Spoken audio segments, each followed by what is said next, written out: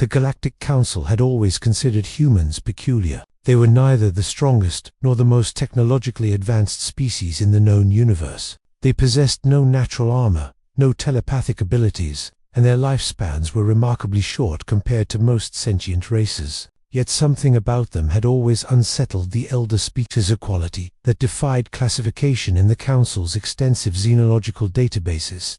Commander Eva Torres stood on the bridge of the UES Retribution, her dark eyes fixed on the viewscreen displaying the Zetherian homeworld. Her hands trembled slightly, not from fear, but from the effort required to contain the rage that threatened to consume her entirely. Behind her, Lieutenant Liam Chen worked silently at his console, his jaw clenched so tightly that the muscles in his face had begun to ache. 3 weeks ago, the colony ship New Dawn had been attacked. The Zetherians, a reptilian species known for their cold calculation and resource extraction operations, had encountered the human vessel in what they considered their territory. The ship carried 847 colonists, including 203 children, traveling to establish humanity's first settlement in the outer reach. The Zetherians had demanded the ship's cargo. When the colonists refused, explaining they carried only supplies for their new home, the Zetherians had boarded the vessel. What happened next would be etched into human history as the atrocity of New Dawn.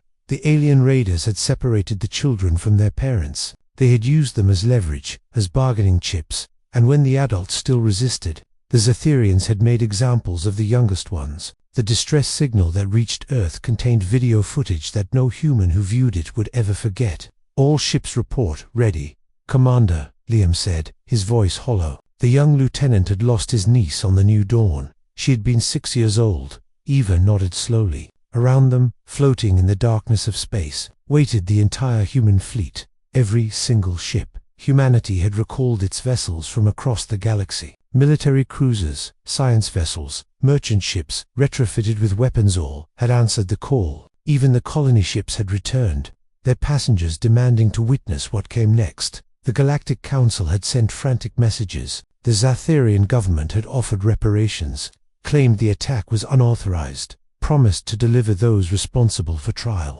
They had offered technology, resources, entire planets as compensation. Humanity's response had been a single word: no. "They don't understand," Eva said quietly, still staring at the planet below. "The Council thinks we're being irrational, emotional. They've sent 17 delegations trying to negotiate. The Zetherians think we're posturing," Liam added. "Their intelligence suggests they still have time to mount a defense." Ava's lips curved into something that wasn't quite a smile. "They're going to learn something today, something the Council has suspected, but never confirmed." She turned to face her bridge crew. Every human present wore the same expression, a terrible calm that masked an inferno beneath.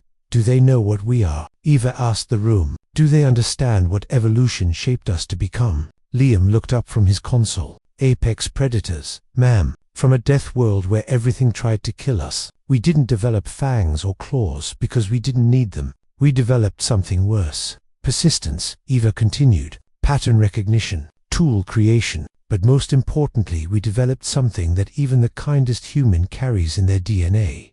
We remember every slight, every wound, every threat to our pack. And when you harm our children," she paused, her voice dropping to barely above a whisper, "when you harm our children, you don't awaken our reason. You awaken something that existed long before we reached for the stars."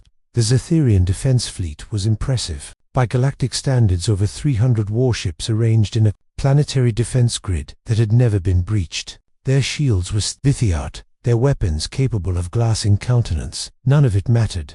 The human fleet didn't bother with fancy tactics or elegant maneuvers. They simply came forward like a tsunami of metal and fury. The Zetherians fired first, their plasma cannons tearing through the darkness. Human ships died, dozens, then hundreds, but the fleet didn't slow, didn't stop, didn't retreat. For every human ship destroyed, 10 more pushed forward. The humans had brought every vessel they possessed, and they were willing to lose every single one.